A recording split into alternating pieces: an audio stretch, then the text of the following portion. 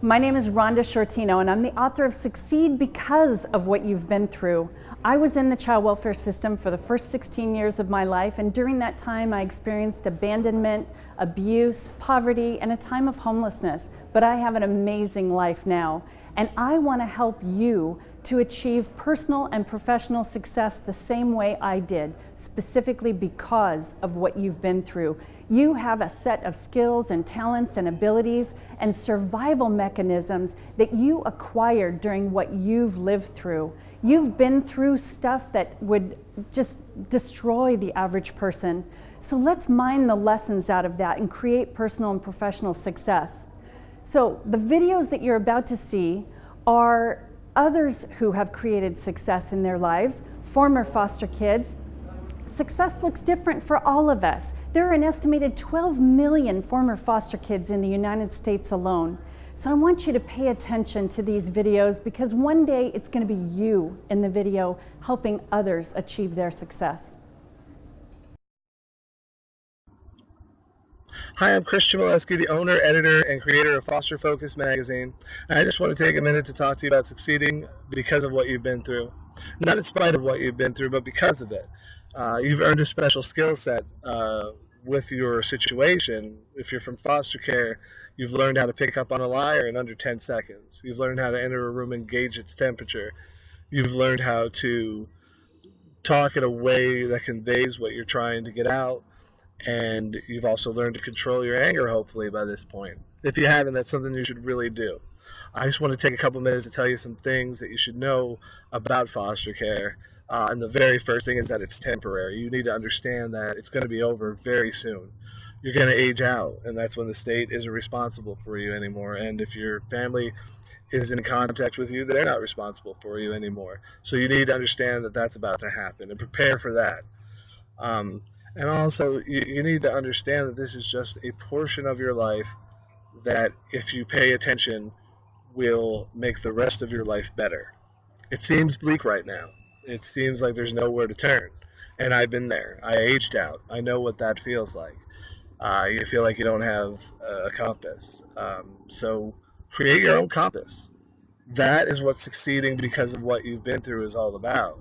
Succeeding because of what you've been through is saying that, yeah, all this horrible, horrible stuff happened to me, but I'm not going to cry about it. I'm not going to be upset about it. I'm going to move on. I'm going to take what I've learned, and I'm going to make myself a better person. And trust me, I know it's going to take a while if you're in care right now to see that and understand that and even appreciate what I'm saying. So if you rolled your eyes a couple times, it's completely okay. For those of you who are out of foster care, or for those of you who have left a traumatic situation or had something awful happen to you and you're having some trouble getting over that hurdle, you have to. No one's going to slow down the world for you. You have to do it yourself. You have to depend on yourself. That's one of the things you learn when you have a situation like that.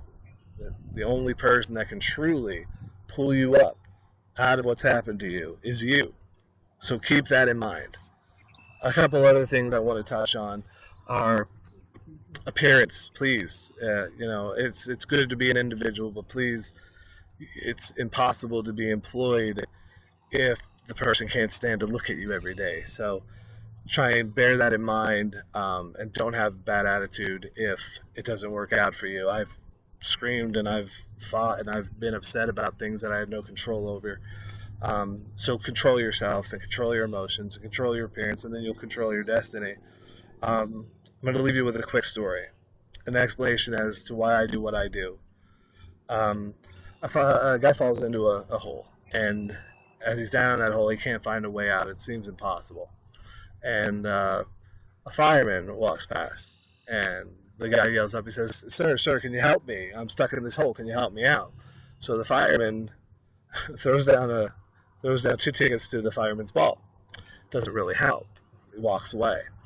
And then the next, the priest comes, and the guy says, hey, sir, father, can you help me? Can you get me out of this hole? And the father says a prayer or two, and then he walks on. And next, he sees a politician, and he says, sir, can you help me? I'm stuck in this hole.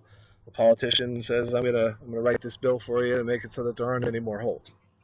So all those people walk by, and all those people want to help, but they can't help. And then he sees his friend Johnny. He says, Johnny, I'm stuck in this hole. Please help me get out of this hole. So Johnny disappears for a half a second, and then Johnny's in the hole. And his friend's looking and said, Johnny, what are you doing down here in this hole? We're both stuck in this hole. And Johnny says, yes, but I've been in this hole before, and I know the way out. Hi, my name's Brandon. I'm 28. I'm a former foster youth, an orphan, and a Harvard graduate.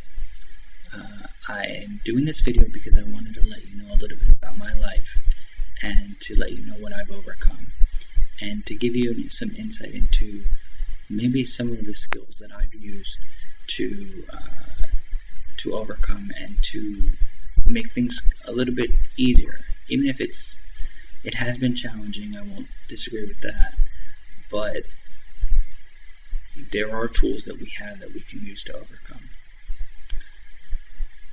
I grew up in a pretty dysfunctional environment. I went straight to foster care. My mother did drugs, was in jail. My father ran off. They were both abusive towards each other, and eventually my mother remarried, was abusive to, they were both abusive to each other, and then likewise we weren't given the emotional support, and it wasn't a good environment. My mother bounced back and forth into the mental institution attempting suicide. My father, my biological father, he wasn't around. He was an alcoholic. Basically, I decided I'm not going to be a statistic. I spent my years in foster care going back and forth home on the weekends until eventually I decided I need to just move on with my life and do what I need to do. I found out my father died of suicide when I was 16, but I didn't know about it until about 4 years later. I graduated high school when I was 16. I started working 80 hours a week almost, up until I decided to attend college, and basically I paid for portions of my college. I moved to Boston with about $400 in my pocket, and I said, I'm going to get a job, I'm going to work, and I'm going to finish my degree. I ended up with a bachelor's in sciences. I applied to medical school. I'm now in medical school. I'm hoping to be a child and adolescent psychiatrist, and I want to basically let you know that you can overcome anything. I had the worst of situations. I didn't know sometimes where my food was coming from, what I would eat that same day. I didn't know, where I belonged. I was nervous, upset, frustrated. I felt like I had been left and abandoned. And in reality, maybe that did happen, but it was what I focused on that basically determined my outcome today. If I would have focused on negativity, then I would have been the same old fry boy that was flipping burgers. But I decided I wanted better for my life. And I said I want the best, and I'm going to give back.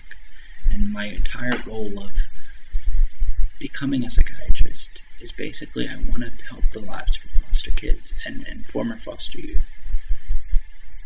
As a psychiatrist, I want to open up a free clinic. I want to start a scholarship for foster youth. I think that's also important. Education is a very important aspect of life, and we have to be focused, and we have to build goals and have mentors. Having a mentor is the extremely important aspect of becoming an adult, especially after foster care. You need people that you can rely on. You need a support system, and it's hard enough for normal children, but we didn't have that. So we have to find positive ways to better our lives and positive ways to influence those around us, because otherwise, what good are we doing? What is our use? I mean, we can have a pity party, but that doesn't work. That isn't helpful. And There are a lot of good people in the foster care alumni of America that you can reach out to. You can reach out to me. Um, the journey isn't over for me. It's just begun, and it's been very difficult, but I'm sure it's been difficult for you. I'm not going to sugarcoat it. Life isn't going to be easy, but it doesn't have to be difficult. We can find people that we can look up to. We can find people who can help us, and we can look within ourselves and grow. And that's the most important aspect. Writing goals down, having positive affirmations, that helps me a lot. Yeah. Thanks for taking the time to listen.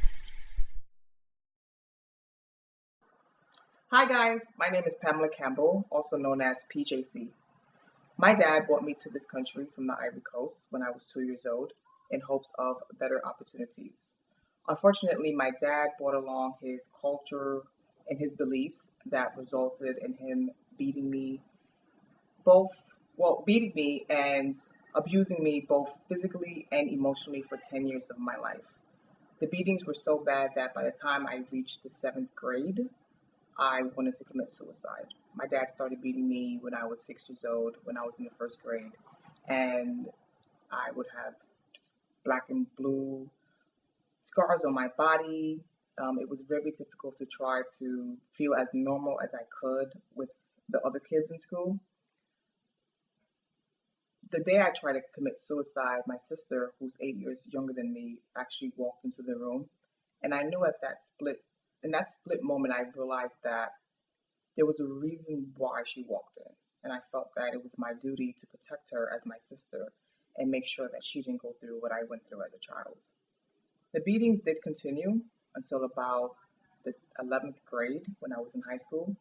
And I remember breaking down into tears, telling one of my professors what my father had been doing to us at home.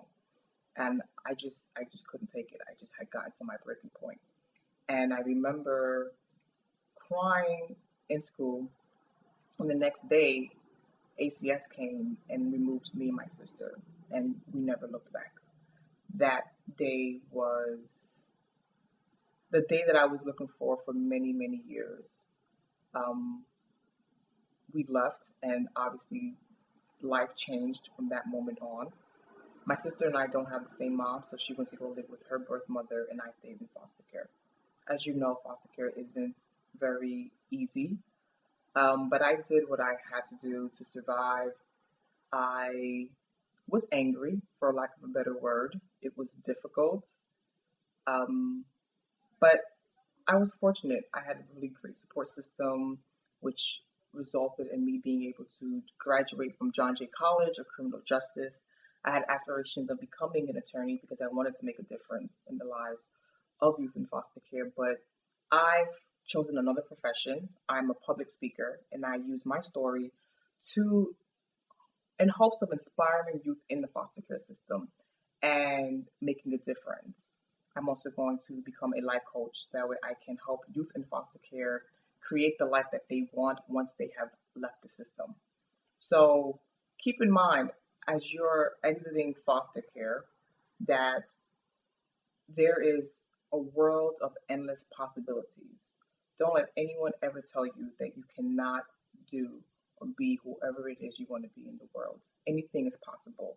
And I know you're probably scared right now. I know I was, but you have to trust that you are doing the best that you can.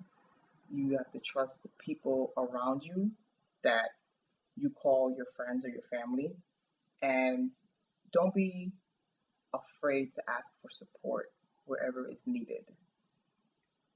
My vision for the world is a world where foster care youth know that they are loved and matter, because you do matter. Even if society may have other views, always know that you are powerful and that you matter and that anything is possible. And know that I am here rooting for you. Best of luck. Bye.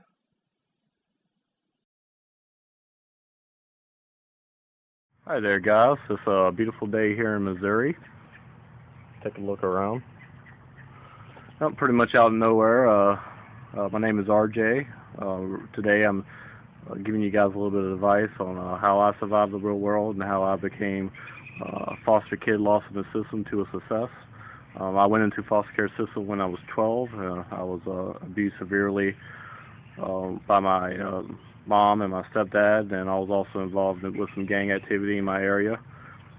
As soon as I went into foster care, I got immediately involved in the juvenile justice system, and I either spent time in juvenile lockdown or in maximum security group homes.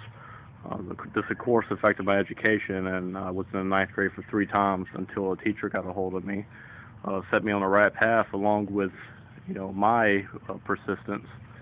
And I eventually graduated high school when I was 19. Afterwards, I did join the military. Actually, I joined the military while I was still in high school under the split options program. I did basic training between my junior and senior year during that summer. I went off to the military, got deployed. I came back and I went to college. Started off at a community college, and from there, I became extremely blessed. This past year has been just great. I was accepted into the Congressional Coalition Adoption Institute foster youth internship, where I got to intern with Senator Blunt and also write a congressional policy report, which one of my policies, the Uninterrupted Scholars Act, became law, passed the House of the Senate with all votes necessary, and also was signed by the President, so it is law today. I did, after going through national news outlets and having the media get a hold of my story, I did get a job offer working with Senator Landrieu in D.C. I was working there until last month. I came back here because I landed a scholarship opportunity with the University of Missouri St. Louis. But you may ask yourself, how did I get to this point in my life? Today I'm 23 years old. I actually turned 23 on April 2nd. I dedicate a lot of my success to strong work ethic. Life isn't fair, and as foster youth and youth that have gone through a lot of trials, we know life isn't fair, especially for us. But when you get out in the real world, the truth is people don't care what you've been through. They only care what you give them and what you can give them to the workplace. So, even when I aged out of the foster care system at 18, I was still in high school. I worked a full-time job while I was finishing my senior year, and I had my own place. And I continued that ever since. I've always worked 2-3 jobs to maintain my lifestyle, and I've also went to the school inside. Another thing is I looked at life really positive. Whenever I'm in a down situation, I think of ways I can improve that situation. I don't look at it as a rock bottom. I look at it as a way up. There's only one way up when you're at the very bottom, and that's the way I look at it. A positive outlook on your life will get you a far way in life. And so those are the 2-3 big secrets of my success. I have a never give up attitude, and I use my resilience and the things I've been through to get by every day. I currently have plans my long-term goal is to run for a political office, to represent unrepresentative groups like foster youth and improve things, in the way that any other politician's done before, and that's my dream. You could do the same thing. You're sitting in your shoes right now. You may be going through a lot of stuff, but you could definitely achieve anything. Thank you, and say goodbye to beautiful Missouri. So now you've seen the stories of some others who have created success after foster care. I hope that you're inspired to do this, because honestly, there's nobody else who can do this for you. The parents that have harmed you or left you can't do it for you. They're not going to show up and ride in on a white horse and change it. Meeting the right guy or the right gal is not going to change it. The government's not going to do it for you. This is on you. You're the only one who can. But here's the good news. You are fully equipped to do what you need to do to create personal and professional success. There are lots of people who want to help you do that. You can start with Foster Care Alumni of America. You can go to my website, rhonda.org, rhonda.org, and sign up for the free online course that I've created that's called Succeed Because of What You've Been Through.